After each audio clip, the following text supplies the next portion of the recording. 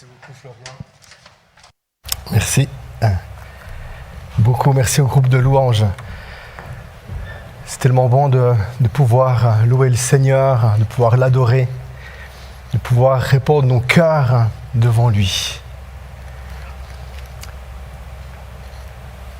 Le message que je vais apporter ce soir, j'aimerais vraiment le donner. Enfin, j'ai prié, cherché la face de Dieu avant de venir ici, dans ce lieu, pour vous communiquer cette parole. J'ai prié, puis j'ai dit, Seigneur, je veux le donner avec beaucoup de sagesse, je veux le donner avec beaucoup de délicatesse, je veux le donner avec beaucoup d'humilité. C'est en tout cas dans ce désir de mon cœur. J'aimerais parler, c'est la fête des mères aujourd'hui, j'aimerais parler de la femme, de toutes les mamans. C'est intéressant de voir et d'entendre Florian, comment il a introduit ce culte qui nous a encouragés à tourner nos regards sur la grandeur de Dieu et de pouvoir peut-être considérer la nôtre. Et je crois que oui, il est important de pouvoir considérer la grandeur de Dieu, ce Dieu qui est 3 fois saint, ce Dieu qui a créé le ciel et la terre, ce Dieu qui nous dit dans Genèse 1 qu'il créa l'homme à son image, il le créa homme et femme.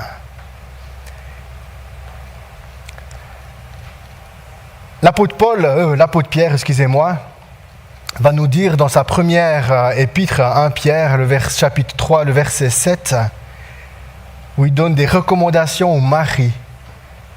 Il dit, Marie, vivez de même en montrant de la compréhension à votre femme, en tenant compte de sa nature plus délicate. Montrez-lui de l'estime, car elle doit hériter avec vous de la grâce de la vie. Agissez ainsi afin que rien ne fasse obstacle à vos prières. Et ici, le passage que je trouve vraiment intéressant, quand l'apôtre Paul nous met en garde, nous les hommes, de comment est-ce qu'on parle de la femme, comment est-ce que nous nous adressons à nos épouses, comment nous nous adressons à la femme. Et ici, dans le texte, dans la traduction qui est la Second 21, il dit que en tenant compte de sa nature plus délicate, et j'ai trouvé intéressant dans le sens, c'est pas que la femme est faible. Loin de là, on voit dans toutes les Écritures combien il y a des femmes fortes, pleines de foi, pleines de courage, qui sont allées face à de l'adversité, qui ont su dans des moments dramatiques de leur vie, tout d'un coup, comme redresser la barrière et un esprit de résilience. Et grâce à elles, eh bien, il y a des morts qui ont retrouvé leur vie. Il y a un pays qui a été épargné face à une persécution. Je reviendrai encore un peu plus tard sur ces personnages, mais à un moment donné, quand il dit qu'elles sont de nature plus délicate, en fait, le texte, il dit que la femme est régulièrement malade. Et puis je me suis dit, mais à quoi il fait référence ici, l'apôtre Pierre ? Et puis je pense qu'il fait référence, en fait, qu'on sait que la femme, dans son cycle, tous les mois, on appelle ça les règles ou la menstruation. Et puis on sait que dans ces moments-là, eh bien, c'est peut-être pas forcément des moments agréables. Des moments où tout d'un coup, il y a de la douleur. Où tout d'un coup, on cherche, on a le dafalgan, on a le contre-douleur avec soi et on le prend. Et puis, à un moment donné, l'apôtre Pierre, ici, il nous met en garde et nous dit « Hey, considérez la femme. Ayez de l'estime pour elle. » Et dans le sens, agissez ainsi afin que rien ne fasse obstacle à vos prières. Aujourd'hui, c'est la fête des mères. Et puis, de nouveau, dans ce cœur pastoral où j'aspire que chaque personne dans l'assemblée puisse être renouvelée, encouragée. Dans ce souci pastoral du pasteur que tous puissent ressortir de ce culte plein de foi, plein de courage, plein de consolation s'il y en a besoin. Je me suis dit, mais pour certains, ce jour, peut-être est un moment qui éveille des mauvais souvenirs, un moment qui éveille peut-être une souffrance. Pendant tout le reste de l'année, on l'oublie, puis aujourd'hui, c'est comme si elle revient en avant. Peut-être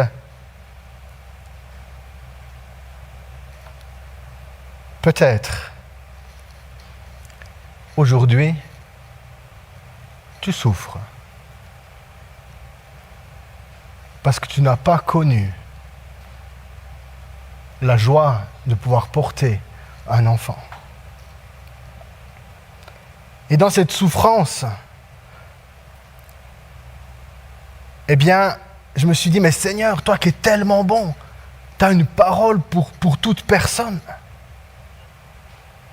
Voilà qu'est-ce que j'ai trouvé. Pour les mères qui ont eu des enfants, le psaume 127, verset 3, il dit « L'héritage que l'Éternel donne, ce sont des fils. Les enfants sont une récompense. » Et pour aujourd'hui, les mamans, eh bien, ça a été un sujet de réjouissance. On a reçu autant de cadeaux que que vous avez autant d'enfants. Il y a les mamans, il y a les grands-mamans. Plusieurs ont reçu quelque chose. Ça a été une journée glorieuse. Et peut-être, vu que le confinement commence un petit peu de revenir à la normale, apparemment les enfants osent retrouver les grands-parents et leur faire un câlin. Ils n'osent pas les garder, mais on ose leur faire un câlin. Alors peut-être aujourd'hui, ça a été l'occasion de se retrouver un peu en famille, toujours en gardant les distances, bien sûr, mais ça a été un moment glorieux de réjouissance. Et j'aime ce psaume qui dit « L'héritage que l'Éternel donne, ce sont des fils. Les enfants sont une récompense. » Quelle gloire d'avoir des enfants. Mais qu'en est-il de celle qui n'en a pas eu? Qu'en est-il de celle qui est stérile? Eh bien, la parole de Dieu nous dit dans Ésaïe 54, le verset 1, il dit « Réjouis-toi stérile ». Toi qui n'as pas eu d'enfant, éclate de joie et pousse des cris de triomphe. Toi qui n'as pas connu les douleurs de l'accouchement. En effet, les enfants de la femme délaissée seront plus nombreux que ceux de la femme mariée, dit l'Éternel. Et là, il y a quelque chose de glorieux, il y a quelque chose de puissant, où tout d'un coup, dans cette douleur, dans cette souffrance, la parole de Dieu, le Verbe, il dit « Réjouis-toi, éclate de joie ». Éclate de joie. Un autre passage dans Ésaïe 56, ici, verset 4, il est plus question de l'homme, de l'eunuque, mais il est aussi question de cette stérilité de celui qui n'a pas de génération future. Ésaïe 56, verset 4, il dit « En effet, voici ce que dit l'Éternel. Si des eunuques respectent mes sabbats, choisissent de faire ce qui me plaît et restent attachés à mon alliance, je leur donnerai dans mon temple et à l'intérieur de ses murailles une place et un nom qui vaudront mieux pour eux que des fils et des filles. En effet, je leur donnerai un nom éternel qui ne disparaîtra jamais. » Waouh! Quelle récompense! Quelle récompense, ce Dieu d'amour! Oui, il y a un mystère. Pourquoi je n'ai pas d'enfant? Nous croyons pleinement au miracle et à la guérison, à la restauration, mais des fois, il y a des mystères où on n'arrive pas à comprendre. Eh bien, ici, j'aimerais vous saisir, pour ceux qui n'ont pas d'enfants, de pouvoir se saisir de ces passages d'Ésaïe 54, verset 1 et Ésaïe 56, verset 4, de pouvoir les serrer dans votre cœur, de pouvoir rester fidèle à l'Éternel, de ne pas avoir un cœur tout d'un coup qui veut se rebeller et être hautain contre lui. Souvent le diable, il vient exciter nos cœurs. Souvent le diable, il vient par derrière et il désire nous monter contre Dieu. Eh bien non, je veux rester fidèle à sa parole. Eh bien si aujourd'hui, je n'ai pas de récompense par rapport à avoir une descendance, l'Éternel me fait une promesse que si nous restons fidèles, il me donnera une récompense quand vous vous tiendrez dans l'éternité. Et là, je suis sûr que vous êtes sur votre fauteuil, puis vous vous dites « Amen ! Amen, Seigneur, je veux t'aimer, parce que je sais qu'il y aura une récompense. Si ici-bas, je ne l'ai pas encore, je l'aurai quand je serai au ciel. » Parce que c'est vrai que, comme je l'ai dit, cette journée, chacun peut la vivre d'une manière différente. Chacun peut la vivre d'une manière différente. Mais nous voulons, en tout temps, dans cette célébration, et en tout temps dans le sens, c'est comme si aujourd'hui je pose une borne, puis qui dit, je vais changer ma manière de penser et de parler sur la femme. J'ai réfléchi à ça. Comme vous le savez, avec Claudia, nous avons 2 filles. Puis je me suis dit, en tant que père, quel est l'héritage, quelle est l'image que je vais leur donner, comment je vais, dans ma manière d'être, dans ma manière de parler, faire en sorte que mes filles, que les femmes puissent aimer leur corps et aimer qui elles sont. Parce que c'est important de pouvoir s'aimer qui on est et comment Dieu nous a créés. Et puis, des fois, on peut avoir des petits propos, tu sais, ces petits gags en fait qui fait rigoler personne, mais en même temps que tout le monde rigole, mais qui est absolument pas rigolo. Et puis, je confesse vraiment devant l'Église que ces genres de propos, j'en ai eu. Mais j'ai vraiment décidé de tourner ma langue 7 fois dans ma bouche, puis que ces genres de mots ne sortent plus de ma bouche. Par exemple, quand tout d'un coup, il y a une émotion extravagante de la femme, tout d'un coup, on pourrait comme ça dire oh, « elle a ses règles ».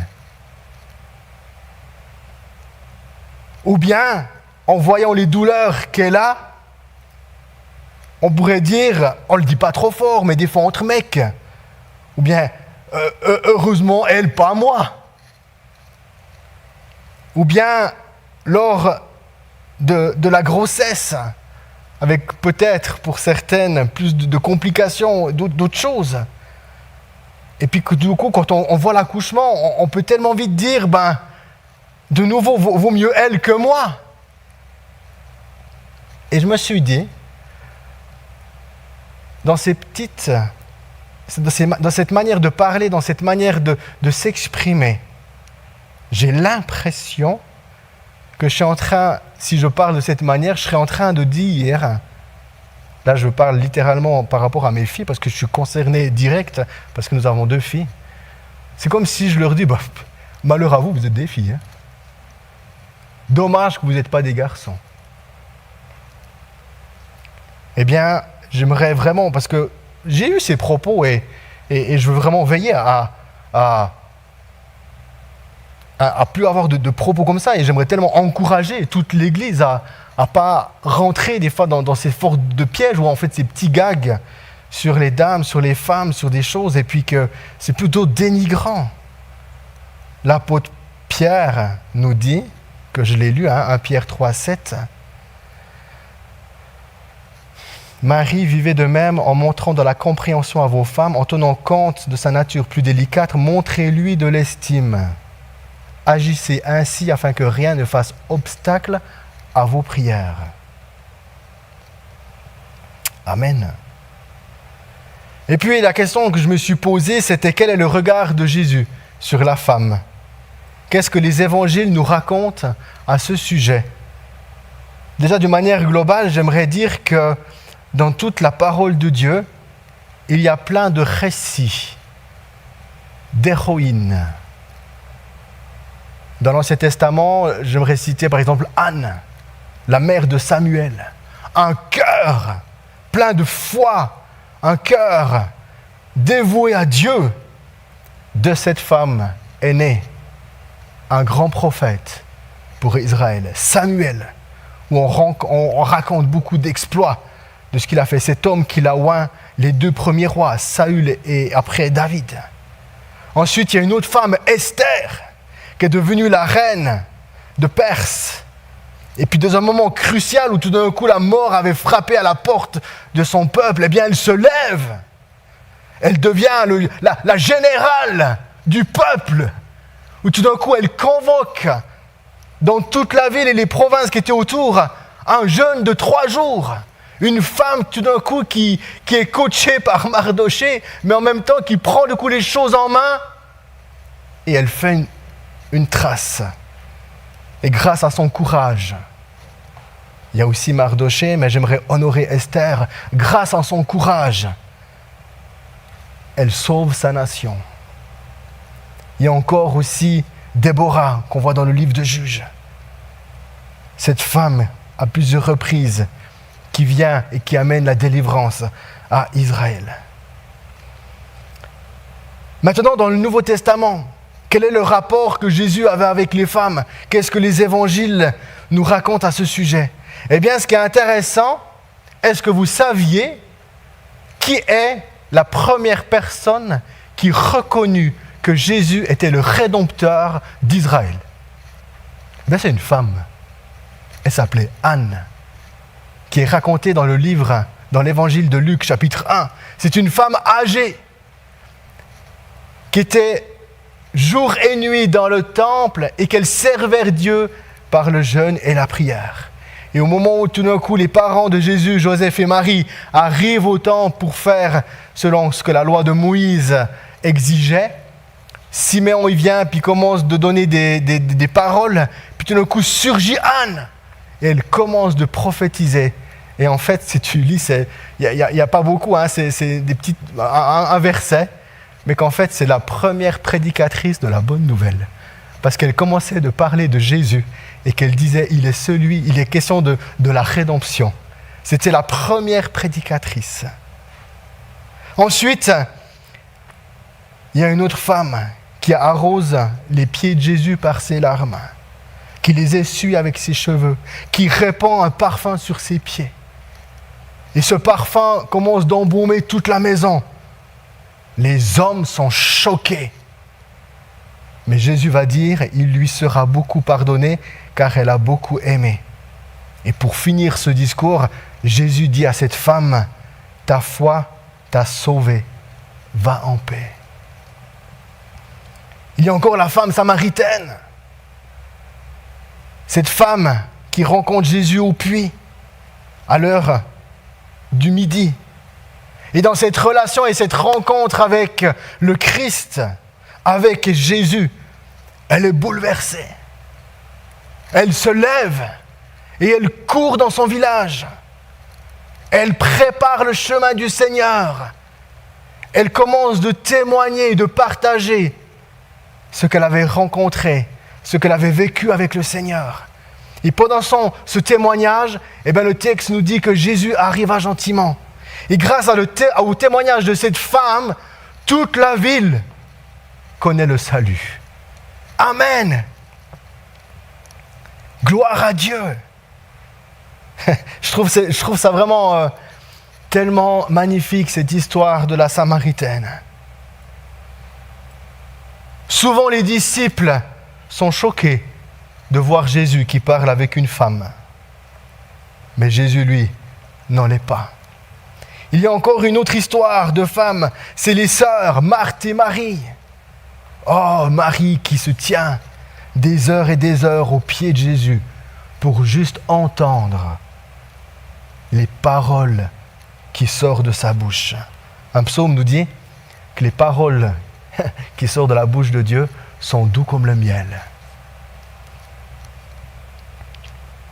Et Marthe, une femme de foi. Sa foi dans le Christ, pendant toute une épreuve où son frère Lazare est mort, eh bien, Marthe attend le Christ. Pleine de foi, pleine de patience, pleine de courage. Au moment où elle le rencontre, elle voit que le Christ arrive dans son village. Elle court à sa suite. Et en fait, sa foi, son courage, j'ai envie de dire, va déclencher le miracle. Et son frère Lazare, après avoir été 4 jours dans la tombe, il revient à la vie. On pourrait encore parler au moment où Christ est mort. Il est sur la croix, c'est les femmes qui sont à côté de lui. Et ce qui est intéressant, c'est qu'il y avait l'apôtre Jean qui était aussi présent, mais les autres disciples, ils l'avaient comme abandonné. Les femmes, pas. Au moment où on met Jésus dans le tombeau, dans l'évangile de Luc, il nous est dit que c'est un groupe de femmes qui sont allées vers le tombeau. Pendant ce temps que les disciples étaient dans leur maison, puis qu'ils avaient fermé la porte à double tour, eh bien, c'est des femmes qui vont au tombeau. Et dans l'évangile de Jean, il nous relate que à ce moment-là, il nous est parlé juste d'une femme. C'est Marie-Madeleine. Marie-Madeleine est la première femme qui a vu le Christ ressuscité. C'est quand même incroyable. C'est la première femme qui a vu le Christ ressuscité. Et c'est la première femme qui a reçu un ordre de mission. Parce que quand elle a vu le Christ ressuscité, Jésus lui a dit « Va vers mes frères ». C'est-à-dire que Jésus lui a donné « Va vers mes frères ». Et elle court vers les disciples, vers les 11, pour leur annoncer que Jésus était ressuscité. Et le texte nous dit que ces hommes, ils étaient sceptiques. Mais Pierre et Jean, tout d'un coup, ont couru pour voir si ce qu'elle disait était vrai. Et c'est ça, en fait, qui est intéressant, c'est que on peut voir, en fait, que dans tous les évangiles, ce rapport que Jésus avait avec les femmes, eh bien, en fait, les femmes l'ont aimé à leur manière, et Jésus les a aimées aussi à sa manière. Ces femmes l'ont soutenu, suivi, accompagné jusqu'au bout, jusque dans la mort. Et c'est encore elles qui l'ont vu la première fois en étant ressuscitées. En tout cas, une chose qui est sûre, c'est que Dieu aujourd'hui aimerait honorer toutes les mamans, toutes les femmes. Je lisais un livre, et puis qui parle de la femme dans toute la Bible. C'est une étude assez costaud, un livre que j'ai beaucoup aimé lire.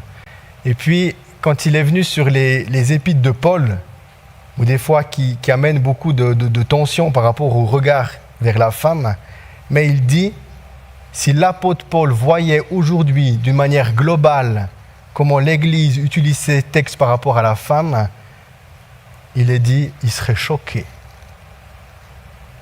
Parce qu'en tout temps, une chose qui est sûre, c'est que Dieu a toujours cherché à aimer autant l'homme que la femme.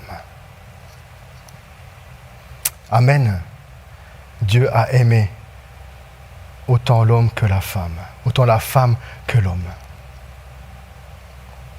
On voit, par rapport à ces exemples que j'ai nommés, que dans la bouche de Jésus, il n'y avait absolument aucune parole, aucune trace de sexisme. Dans Genèse 1, versets 26 et 27, que j'ai nommé au tout début du message, il est dit « Puis Dieu dit, faisons l'homme à notre image, à notre ressemblance. Dieu créa l'homme à son image, il le créa à l'image de Dieu. Il créa l'homme et la femme. » Et ce qui est intéressant, c'est que dans toute cette grandeur, comme Dieu a créé le monde, l'univers et tout ce qui s'y contient, eh bien, à un moment donné, la Bible nous dit qu'il crée l'homme à son image. Et qu'en fait, l'image parfaite de Dieu, c'est en fait dans le couple, homme et femme. Dans Genèse 2, 24, il dit « C'est pourquoi l'homme quittera son père et sa mère et s'attachera à sa femme et ils ne feront qu'un. » Que l'image parfaite, elle se trouve dans l'homme et la femme, dans le couple. L'homme représente quelque chose de Dieu et la femme représente quelque chose de Dieu. L'homme porte une ressemblance que la femme n'a pas et la femme porte une ressemblance que l'homme n'a pas. Et la question que je me suis posée, qu'est-ce que la femme porte que l'homme n'a pas? J'ai trouvé la sagesse.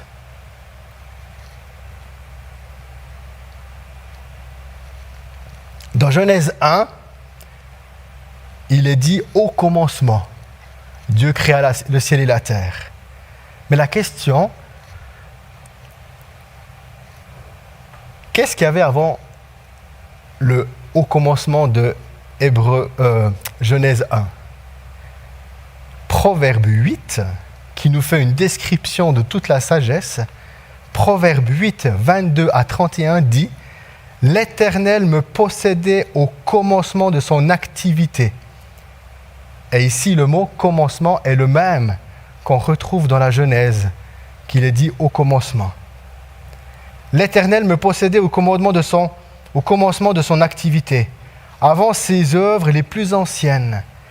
J'ai été établi depuis l'éternité, dès le début, avant même que la terre existe. J'ai été mise au monde quand il n'y avait pas de mer, pas de source chargée d'eau. Avant que les montagnes ne soient formées, avant que les collines n'existent, j'ai été mis au monde. Il n'avait encore fait ni la terre, ni les campagnes, ni les premiers grains de poussière du monde. Lorsqu'il a disposé le ciel, j'étais là. Lorsqu'il a tracé un cercle à la surface de l'abîme, lorsqu'il a placé les nuages en haut et que les sources de l'abîme ont jailli avec force, lorsqu'il a fixé une limite à la mer pour que l'eau n'en franchisse pas les bords, lorsqu'il a tracé les fondations de la terre, j'étais à l'œuvre à ses côtés. Je faisais tous les jours son plaisir, jouant constamment devant lui, jouant dans le monde sur la terre et trouvant mon plaisir parmi les hommes. Et maintenant, mes fils, écoutez-moi, heureux ceux qui persévèrent dans mes voies. Écoutez l'instruction pour devenir sage, ne la négligez pas, heureux l'homme qui m'écoute, qui veille chaque jour sur mes portes et qui garde l'entrée de ma maison.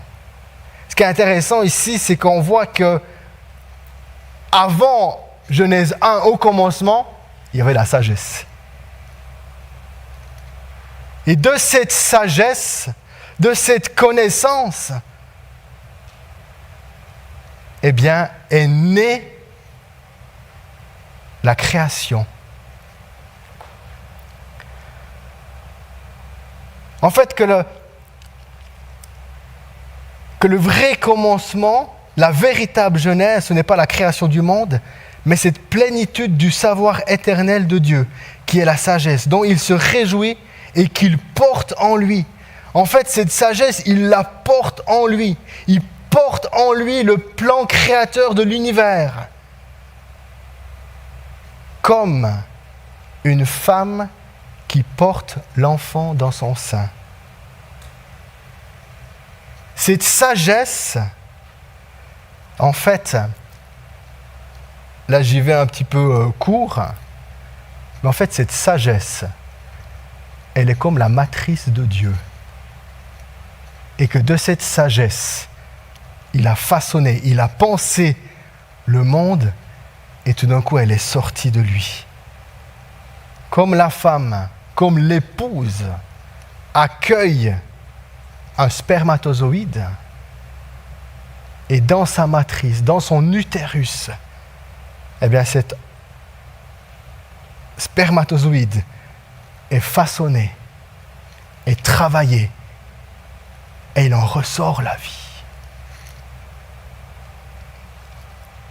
En fait, quand j'ai dit qu'est-ce que la femme a que l'homme n'a pas, eh bien en fait cette sagesse, c'est à l'intérieur des entrailles. C'est toute cette capacité de penser, de façonner la vie.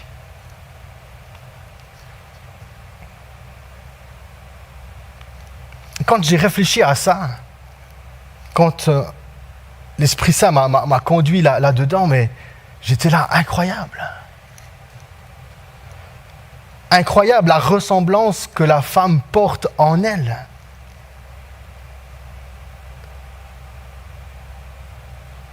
C'est incroyable l'honneur que Dieu lui fait. Et des fois, Dieu lui a fait tellement d'honneur que le diable a essayé de l'écraser, de la mépriser. Et je prie que dans l'Église, que dans nos familles, que dans vos familles, nous ne tombions pas dans le piège du diable.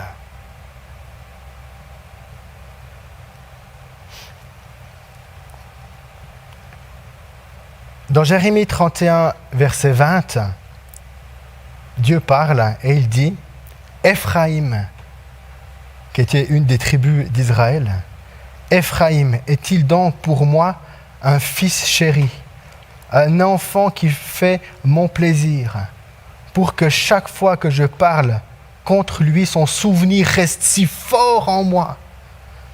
C'est que je suis profondément bouleversé quand il est question de lui. Je ressens beaucoup de compassion pour lui, déclare l'Éternel. » Ici, le mot compassion, le mot hébreu dans nos Bibles que nous avons en français, traduisant souvent ce mot par compassion et miséricorde. Mais en fait, dans ce mot, compassion et miséricorde, si je reprends le mot hébreu, il y a la racine du mot matrice, utérus. Ça veut dire que André Chouraki, qui a traduit l'Ancien Testament, qui était un juif, en fait, il a traduit ce mot d'une manière littérale et il l'a traduit par matrice. Par exemple, dans Jérémie 31, 20. Alors du coup, je vais relire ce passage de Jérémie 31, 20 et au lieu de mettre le mot compassion, je vais mettre le mot matrice. On veut voir qu'est-ce que ça fait après écho dans vos vies. Éphraïm est-il donc pour moi un fils chéri, un enfant qui fait mon plaisir pour que chaque fois que je parle contre lui, son avenir reste si fort en moi, ce que je suis profondément bouleversé quand il est question de lui. Je ressens beaucoup de ma matrice pour lui, déclare l'Éternel. Dans le sens que l'Éternel est en train de dire, mais je t'ai porté dans mon sein, je t'ai porté dans mon utérus. Et c'est là qu'en fait, Dieu, il a les attributs de la paternité, mais en même temps, il a aussi les attributs de la maternité. Il nous a créés à son image. Et il est en train de dire, mais la compassion en fait, qu'il porte par rapport à son enfant, mais c'est le souvenir qu'il l'a porté. Amen. Et que dans le mot compassion, mais miséricorde, eh bien en fait, il est question de Dieu qui nous a portés dans ses entrailles.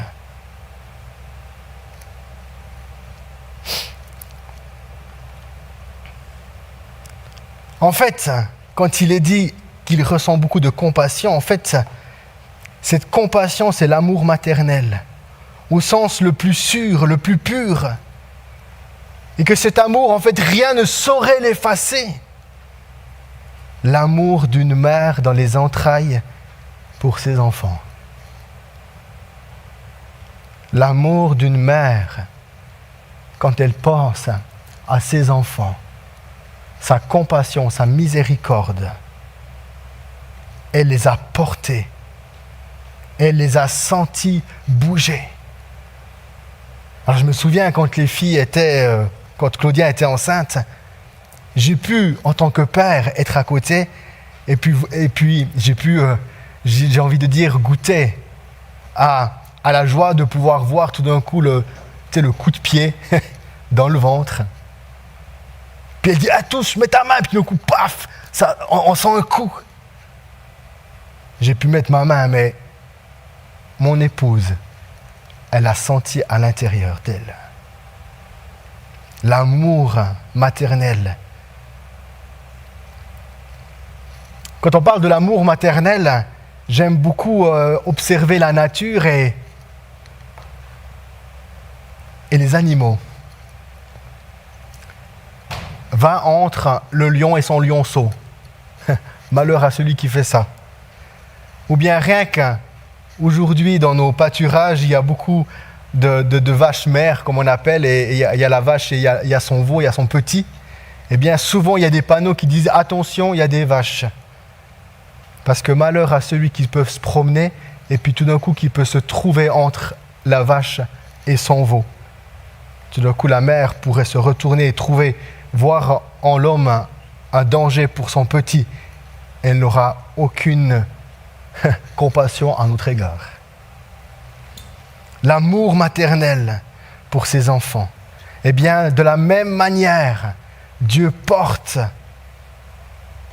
cet amour envers tous ses enfants. La compassion de Dieu pour son peuple, envers ses enfants, envers son Église. C'est l'amour et la tendresse qu'une mère porte envers ses enfants, qu'elle a porté dans son sein. Oui, la femme, toutes les mères sont tellement honorées parce qu'elles portent en elles quelque chose que l'homme ne connaît pas. C'est cette matrice, le lieu, toute la sagesse, où est pensée, où est raisonnée, où est réfléchie pour créer la vie.